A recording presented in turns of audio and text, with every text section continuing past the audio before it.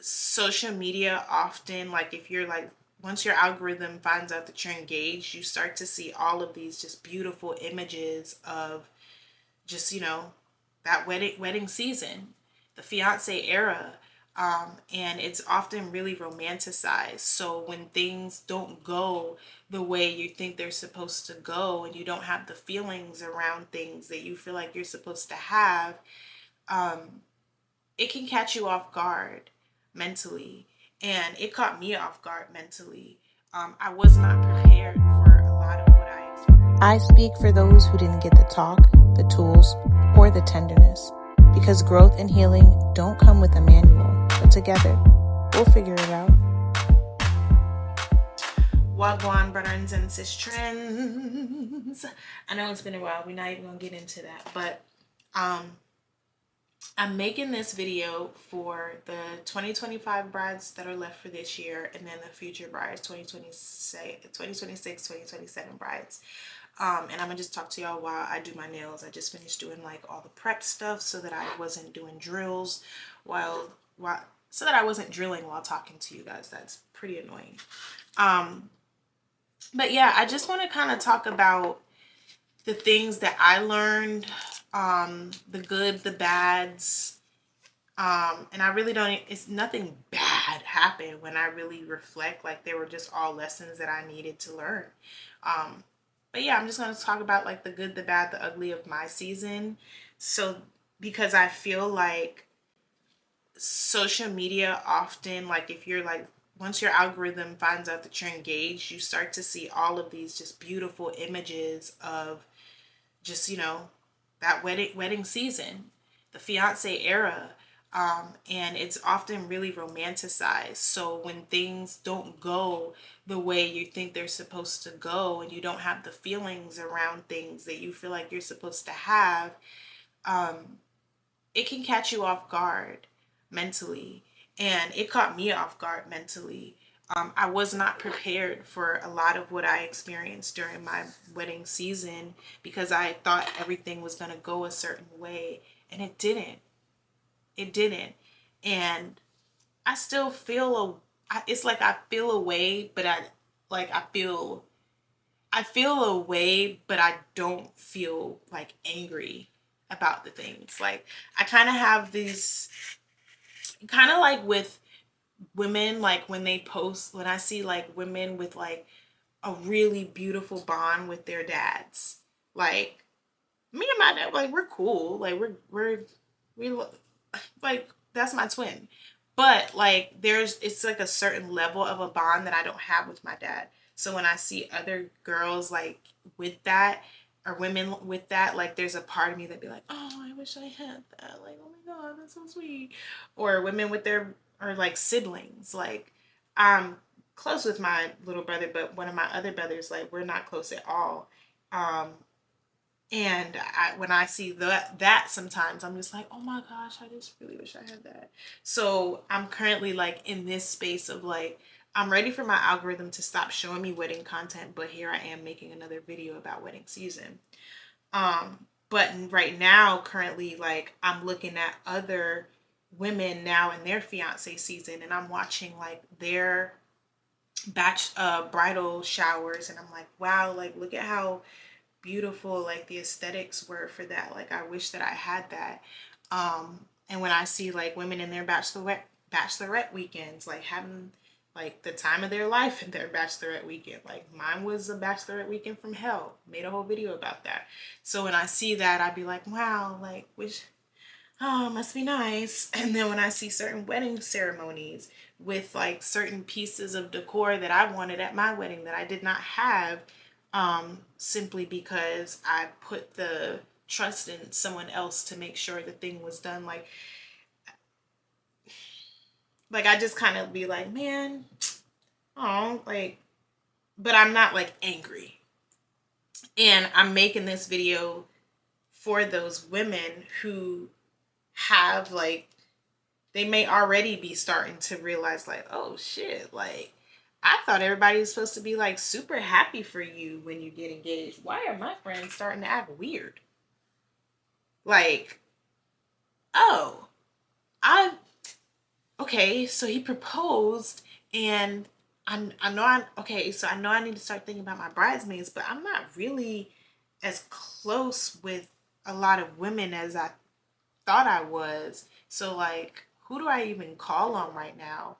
Am I forcing this? Like, all it, like, you're starting to have these thoughts. That's why I'm making this video, because I want you to know that like it's okay to have those thoughts, and that is normal. Okay? Like, again, people, like, what I see is just like, this is just supposed to be the most perfect time of life. Everything is perfect. Life is perfect. Everything's beautiful. But it's like, no, this season also exposes other people's demons. This season is stressful as hell. This season is financially taxing. Like, this season is a lot on your mental, like, and I just want to talk from that standpoint, while also still highlighting that I had a beautiful wedding. I had a beautiful bridal shower. There's just certain, we're gonna get into it, so let's just talk about it. So let's start from the engagement. The one thing that I want to highlight here, um my fiance did he did, my fiance, now my husband, but he did amazing as far as like the intentionality put behind my proposal. Like, he had my family there, like all, not like my whole family, but my immediate family there. But what was really special to me was having my parents together, like my biological father, my dad, who raised me since I was 3 months old, and my mom. Like, they were all together, and seeing them like actually interact for the first time was like, that was like so healing. And just like knowing that he's the reason behind that, like he put that together. Like, I got to see my parents interact together, like for the first time at my engagement, and I've never seen that before. Like, I didn't. So that in itself, like, that's like the one thing like that stands out to me from my engagement, amongst other things. But like, my engagement was absolutely beautiful. The only thing that I would say is to make sure that your just make sure your man knows the type of ring that you want. I realized we never went we didn't go ring shopping or anything like that. So he had no idea what my ideal ring was. And there was just this one ring that I was wearing all the time. So he just like looked at that ring and was like, okay, well, then she would probably want this as her engagement ring. When in reality, like, it wasn't even that's not my dream shape. And I still love my ring. I still wear it. But now I have another ring. I have another ring that I wear daily on my ring finger, and I wear my original engagement ring on another finger because it still means so much to me. And it's just like a symbol of how locked in he was, because my man is very cheap. So I know him spending money on an engagement ring, like, that was, yeah, he was ready, because he don't like spending money at all. So several $1,000s, like, what he did, okay. But it wasn't my like dream shape. So if you, like, I mean, we're very honest with each other, so it wasn't even an awkward situation. I literally just said, hey babe, like, this is my dream shape. Either way, this is a brand new bottle, duh. Make sure your man knows that you're the shape that you want, the cut that you want, all of that. That's the only thing that I would say. Let's move on to planning. So the main lesson that I learned, I don't even know if these are lessons. These are just things that I guess I would just tell other brides to think about. So as far as the engagement season goes, I would highly suggest staying engaged for 1 full year and not using that year to just like jump into wedding planning. I would, however, even though you're not like traditionally wedding planning, I would save for the actual wedding. And I say this because we didn't jump into wedding planning immediately. We actually just spent a 1 full year just being engaged, learning what it actually means to be a husband, what it means to be a wife, doing couples therapy. Like that is what we spent our year on. But we also should have been financially planning for the wedding, because that would have allowed for us to just do a lot more, I feel like. And I wouldn't have had to been as creative regarding our wedding venue. But at the same time, I'm happy that I had to be creative because we didn't have to spend as much money just because we had the money, if that makes sense. Um, and it'll make sense. So basically, we spend a full year being married, doing couples therapy, all those things. And then at the top of 2020, because we got engaged at the end of 2023, and then we got married 2025. So at the top of 2025, of the top of this year, that's when we was like, okay, let's lock in, because we said we were having this wedding September of 2025, and that's this year. So at the top of 2025 is when we started to like look into venues and all of that, and it became very, very clear that like it's gonna be real hard to pay for a whole wedding venue by September, and we're in January, because we don't have a full year to do payments. Like we only have several months to do payments. And while we can do it, it would just be very stressful, transparently. So there then came this stress of like having to figure out like, what are we gonna do for our wedding venue? Because at first it was supposed to be in South Carolina, my land in South Carolina. But then when we started doing numbers, it was just becoming extremely, not only expensive, but just a lot to build out a whole everything for a wedding. But that's also where I got creative and thought to do it at an Airbnb. And of course, we had to pay like an extra, it was like 2,500 to book initially for the 3 days, and then it was an extra 2,500 to have the wedding there, with 500 of it being refundable as long as we didn't mess anything up.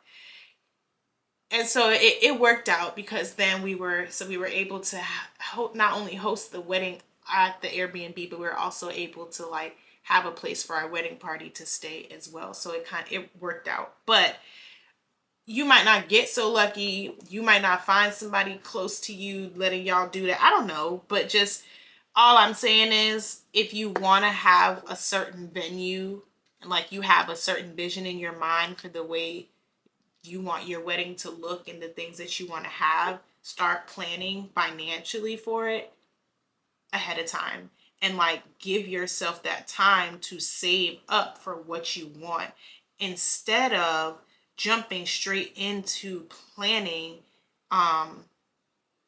the wedding and having the stress of having to pay for it real time. Like that's not fun. That was not fun for me. That was not fun for us. So there's that. And then another thing is, if you're saying like, I'm gonna be a DIY bride, like just be realistic about the things that you can and can't DIY, and plan for that. Just go ahead and plan for that. I had a plan to spend the whole summer doing centerpieces and all of that stuff. But luckily, I'm telling you, I just been a real lucky girl this season. Luckily, my mother-in-law, like, she just took the head on that, and she just went ahead and did that. However, I will say,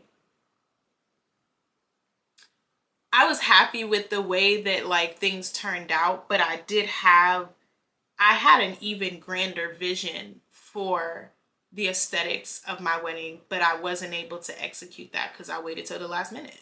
Like, just transparently. So like, don't wait till the last minute to do stuff, because Yeah. And then if you really think you can't do it, like, pay somebody to do it.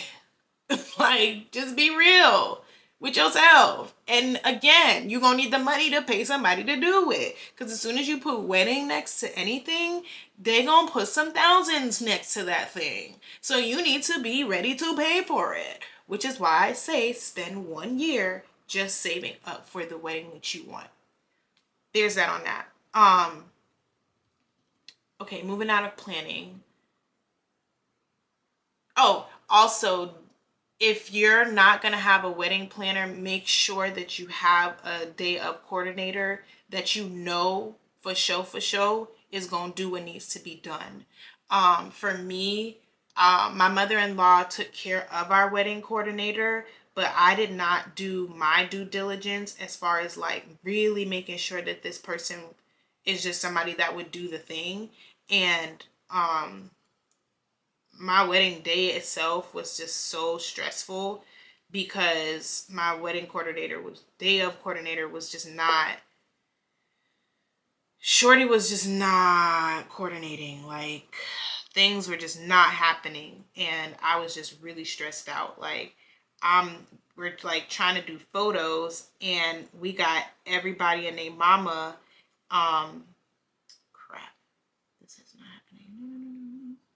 We got everybody and their mama in our photos because like nobody's making the announcements that need to be made. Like, nobody's telling guests. Y'all are watching me struggle right now with this nail. Lord have mercy. Nobody's telling guests like that where to go for cocktail hour. The show flow was not being followed. So there was just so much happening that wasn't supposed to be happening. Candles for the tables weren't being lit. I'm literally outside on, like, literally it's like an hour before the wedding's supposed to start. I'm outside making sure candles are lit. I'm telling people I want one thing, the coordinator's telling people something completely opposite. Like, it just was not. I'm like, we are not on one accord at all. You don't even have the show flow at all. Like, what is going on? So just make sure that you are heavily involved in that, vetting your day of coordinator. Like, make sure that you know for sure that they can do the job. Like, don't just go on vibes the way that I did, because I went on vibes and I was extremely stressed. Extremely stressed. And I'm still mad about certain things. Like, I'm not even about to do, we ain't even about to do that. Okay, so moving on from that, let's talk, okay, we engagement, planning, bridal shower. So I will address bridesmaids / bridal showers like together ish. The thing that I want to stress about your bridesmaids situation is, like, be real with yourself. Okay, be real with yourself about whether or not you're forcing it. I know that social media will often show you like these pictures with like all of these, just a line full of beautiful women next to their bride. But like, if you don't really have enough real ones in your life to stand by you on that day, like, just be real about that and don't force it. Because I feel like I forced it. Initially, I didn't feel like I was forcing it, but when I like actually started walking into fiance era and like doing the things, I realized like, oh girl, you forced it. I there was I had to push through. First of all, there were certain people that I forced, but I didn't force all of it because of the fact that I grounded myself in this. Because initially I had this thought that like your bridesmaids are supposed to be women that like you've grown up with, that just like know you through and through, and like they know your mama's favorite color. Like, those are the people that you're supposed to have as bridesmaids. And when I came into my season, like, that was like one of my first thoughts. I'm like, well, I don't really have day ones like that. Like, if I'm keeping it a buck, like I'm still in contact with a few childhood friends, but like we're not close like that anymore. So I don't have no day ones to ask to be a bridesmaid. Uh Three cousins came to mind automatically. Um and then uh three other women came to mind automatically, but they just weren't day ones. Like we've known each other for several years, but they know new me. They know who I've healed into. They know who I've grown out of. If that makes sense. Like they knew me in the midst of my storm, and now they know this healed version of me. Um so it was just like a very brief moment where I was just like, oh, well, will they think that that's weird for me to ask them to be bridesmaids if we're since we haven't known each other since like childhood and all of that? But I pushed that through that and asked them to be bridesmaids, and everything was fine. But even with that, there were still certain red flags that came about um, that I chose to kind of ignore during this season that I should not have ignored. One of those things being, so with the cousins that I chose to be bridesmaids, like I feel like I was forcing that because I wanted to have a certain number. Like me saying, okay, well, I'm gonna have my cousins as bridesmaids. That was just kind of like a safe choice because it's like, well, I'm not forcing that. Like those are day ones. Like these motherfuckers know me. Yeah, like of course, but we've grown apart in a lot of ways, and I just wasn't really honest with myself about that, and I just kind of wanted to rely on the history that we had to be the glue that kept us together, and to rationalize why I would ask them to be bridesmaids. But when I really sat in reality and just like actually paid attention to how they showed up, it was very clear to me that like, yeah, you're forcing that one. You're forcing it. So I just want you to know, like, don't force it. If you don't have real ones to ask, you don't have to have bridesmaids. Don't force it. I'm telling you, don't force it. So there's that. Now let's move on to bridal shower. Um, if you want your bridal shower to look a certain way and you don't know if the women that you have asked to be bridesmaids are a part of this season for you, like if you've never seen them execute something like that, do not put that in their hands. Like go ahead and plan that thing out. I say that because I left it in their hands, and I was not very loud about specifically what I was expecting. And when I arrived to my bridal shower, I was disappointed. I'm not even gonna hold you. Y'all are the first people actually hearing me say that. You're the first person hearing me say that because I wanted to I wanted to make sure that the women that showed up to me knew how much I really did and do appreciate them just showing up for me. Simply because I've never had women like really show up for me. I've always been the one doing the pouring and the showing up. So even though I was disappointed that like the aesthetics weren't there for my bridal shower, I also chose to root myself in just the gratitude of it all. But I've spent the last month just in reflection of my bridal season because of just like the fact that it really has impacted my mental health. And I don't think enough women talk about the way that your bridal season can impact your mental health. Like that's why I'm speaking on it, because I was doing a bit of like bypassing and toxic positivity simply because I wanted to be rooted in gratitude. But in reality, it's like, no, I'm not satisfied with this and I'm disappointed. I want to see I thought I was going to have the sign with the theme of the bridal shower. I thought I was going to come into like an actual table spread with everybody gathered around the table, areas. Like I thought we were going to have a photo booth. I thought we were just things that I would have at my dream bridal shower I didn't have. And I cannot blame the women that showed up for me and put it together. I can only blame myself because I wasn't vocal about it. And I've never actually seen any of the women that I asked to show up for me do something of that caliber. So that's really my fault. So I'm just telling you, if you don't know for sure that your maid of honor got that, go ahead and jump in. And jump in now. Because I had to jump in. I didn't heed the lesson after my bridal shower, seeing the fact that like things weren't what I expected them to be. And so I still decided to move in trust for my bachelorette weekend. And that was it was horrible. Like it was just so bad. And I like when I was in reflection, I'm like, you did not heed the lesson because there was still time to step in.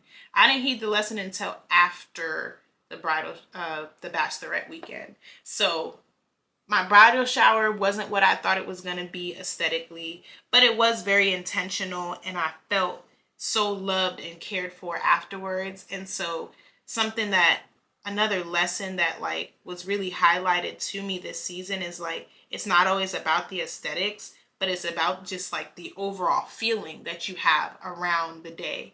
And when I think about my bridal shower, like while the aesthetics weren't fully there, I had an immense feeling of love and just love. Like I felt loved. And when I think about just like the overarching feeling of my whole wedding season, I feel loved. And like my whole life, I've never actually felt love. I didn't know what love looked like or felt like or sounded like.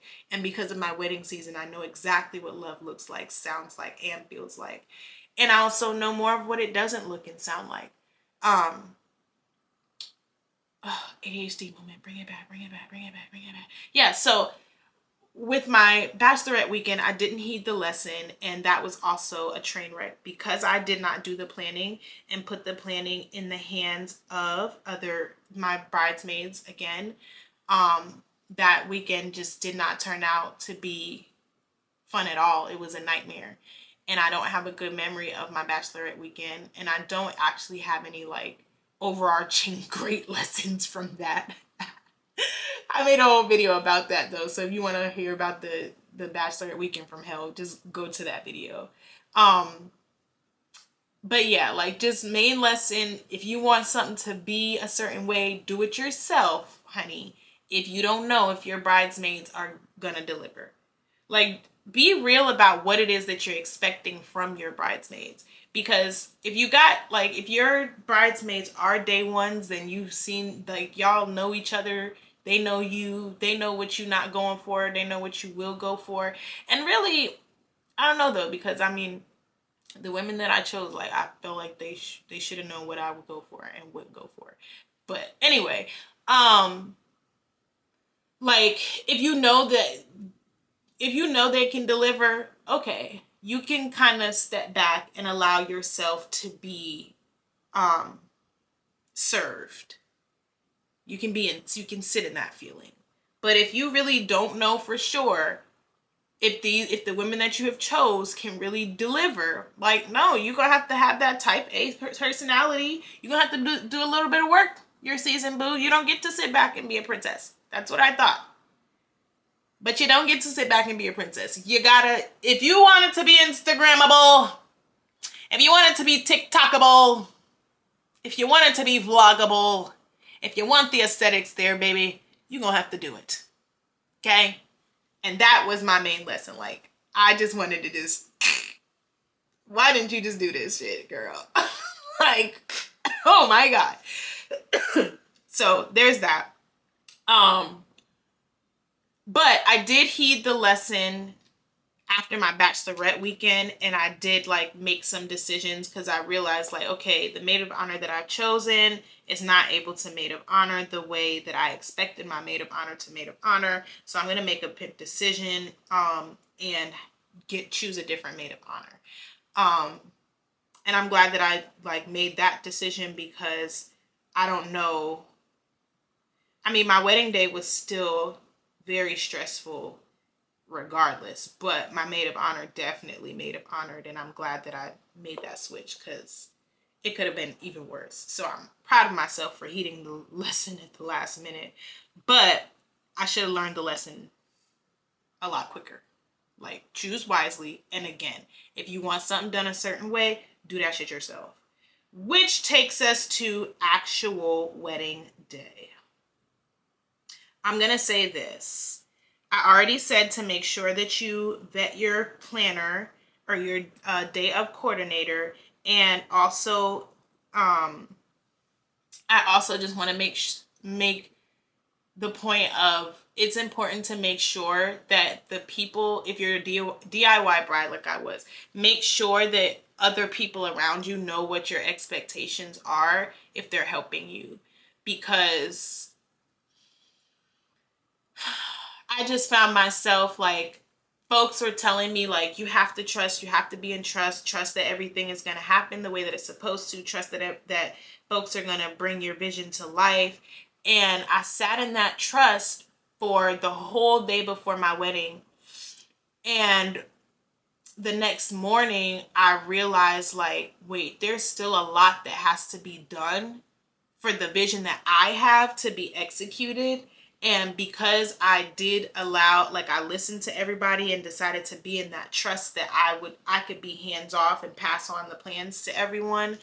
It wasn't like the aesthetics weren't there. Like, it was still a beautiful, like, we turned the space into a beautiful venue.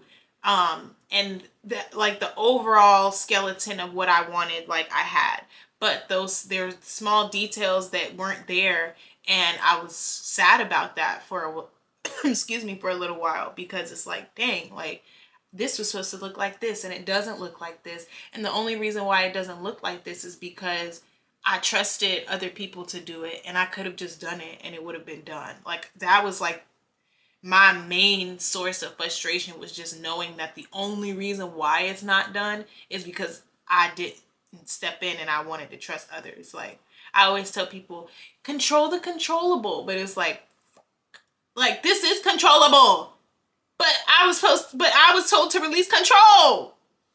Oh man, like, but it's okay to actually be a bridezilla. That's like, that's really where I want to go when it comes to that. Like, I really did not want to be a bridezilla, and I was like really focused on people pleasing a lot during my season. Even though I learned the power of no, and there were a lot of moments where I got to practice like not people pleasing and sit in that power, me deciding to say yes to being in trust and letting everybody else do it, like, that was me people pleasing. Because deep in my heart of hearts, I want to say, I don't care what y'all are talking about. I'm stepping in and I'm doing this because I want this to look a certain way. And I know that if I had have just like been a little bit bitchy, so to speak, like, I would have had exactly what I wanted, but I wasn't. And I want to kick myself for not being a bridezilla. So be a bridezilla. Like, this is the one time where you can be bridezilla and it's okay. Folks will forgive you afterwards. I think that's everything. Really. I thought that I would have more, but I think that's everything. While so many things went wrong during this season, again, the overarching feeling and thought that I have is love. The line of people that stood up at our wedding and spoke life into us. The way that my friends and family spoke life into us. The way they showed up for us. The way I now look at certain individuals completely different in the most beautiful way, because I'm like, you really love me. It's the same way I look at certain other individuals, and it's like, oh, this ain't that. You don't really fuck with me like that. Like, I needed all of that. And I want you to know that this season just may not be honey and butterflies. Okay? But it's still going to be beautiful if you allow it to be, and if you allow yourself to focus on the parts of this season that really matter, while also being honest with yourself about the parts of this season that may go wrong and how that makes you feel. Do not practice toxic positivity. Allow yourself to be angry, allow yourself to cry, and if you can pivot when you see red flags, go ahead and pivot. And what I'm saying is, if you are already starting to see that, like, you know what, this season is a lot more stress than I care to deal with, and there's still time to go ahead and elope. Go ahead and elope, boo. Like, nobody said you had to do this. Go ahead and do that. But I don't regret my decision to have a wedding. Like, I'm still happy that we had a wedding. My husband had the best day of his life, and I'm so happy that he got to have that. While I did not have the best day of my life, he did. Like, he had, I won't say his life, but like, he had one of the best days of his life. Like, he's still very emotional when he thinks about it, and that's what matters most.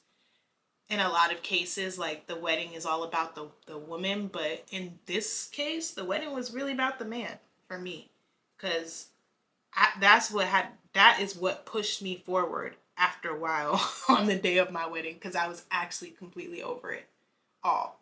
But I was like, pull it together for your husband. He's extremely happy to marry you, and you're extremely happy to marry him. Focus on that and have tunnel vision, because I know so much shit around you is crumbling, but you have to focus on what matters most. And that's what I chose to do.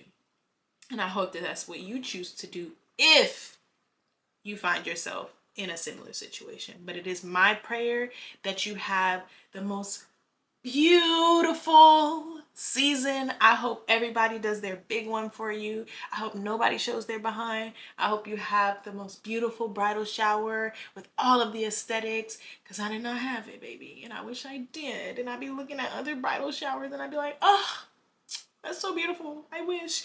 I hope and pray that you have the littest, most aligned to you bachelorette weekend that you could possibly have, because I did not. And I'd be looking at other bachelorette weekends and I'd be like, oh, must be nice.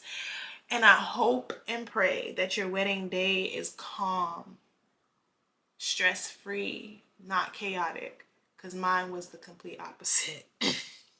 Again, husband had the best, he had the most beautiful start to his day. Meditation, yoga, all the things. Me, I'm running around like a chicken because I realized I trusted people to do things that did not get done. But all in all, it's a beautiful season. It was the season that I needed. It was the season that God designed for me, and I'm grateful, grateful, grateful, grateful for it all. I hope you have the most beautiful season of your life, and I hope that you have, even if it doesn't feel like the most beautiful season of your life, I hope that you have the peace of mind that only being real will give you. So be real with yourself when you start to feel those feelings of like, this is not the most beautiful season right now. I feel stressed. Why are we doing this? Why am I doing this? Cry, do all the things so that you can purge that and come back to peace and come back to the why, which is you and your partner. I love you. I mean it. Let me finish these nails because I'm not focused talking to y'all, and I got a lot of fixing to do because what in the world? Bye.